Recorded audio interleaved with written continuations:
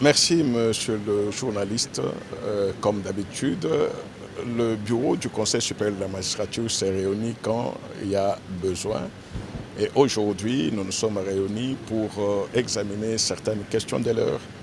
Et un communiqué a été préparé à cet effet et il sera lu par le premier vice-président du bureau du Conseil supérieur de la magistrature en la personne du procureur général près la Cour constitutionnelle. Communiqué officiel du bureau du Conseil supérieur de la magistrature.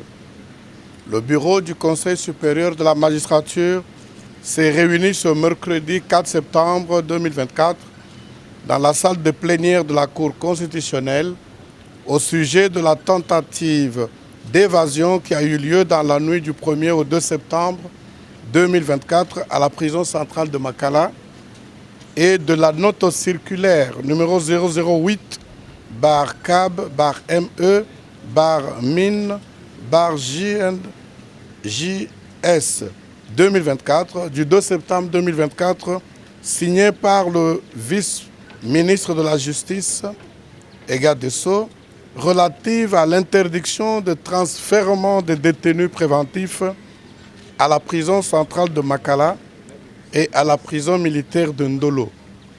À ce propos, le bureau note ce qui suit.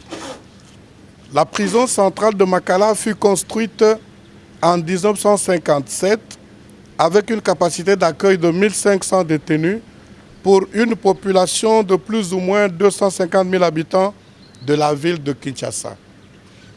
Avec l'augmentation exponentielle de la population et l'accroissement de la criminalité, la solution appropriée pour résorber la surpopulation carcérale à la prison de Makala tient à la fois à la construction de nouvelles prisons et maisons d'arrêt et à l'application stricte de la loi sur la détention ainsi que celle sur le régime pénitentiaire.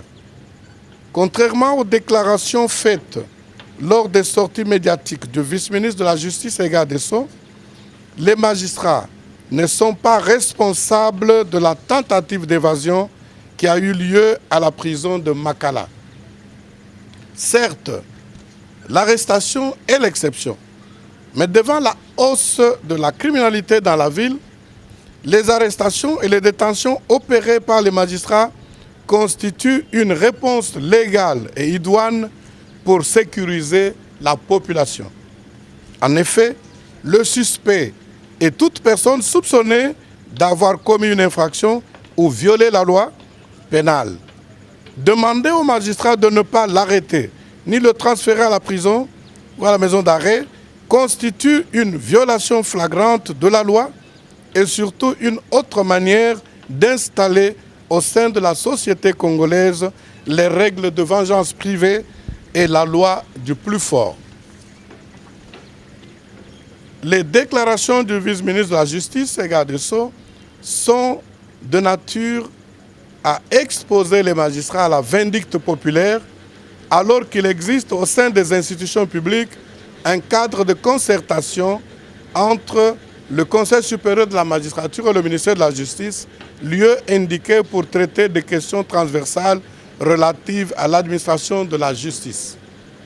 Le bureau du Conseil supérieur de la magistrature invite les magistrats à poursuivre l'accomplissement des tâches de la profession dans le strict respect de la Constitution et des lois de la République pour l'émergence de l'État de droit en République démocratique du Congo. Par conséquent, ils sont tenus de rester calmes et de respecter en toutes circonstances les règles d'éthique et de déontologie. Le communiqué est signé par le président du Conseil supérieur de la magistrature et tous les membres du bureau du Conseil supérieur de la magistrature. Je vous remercie.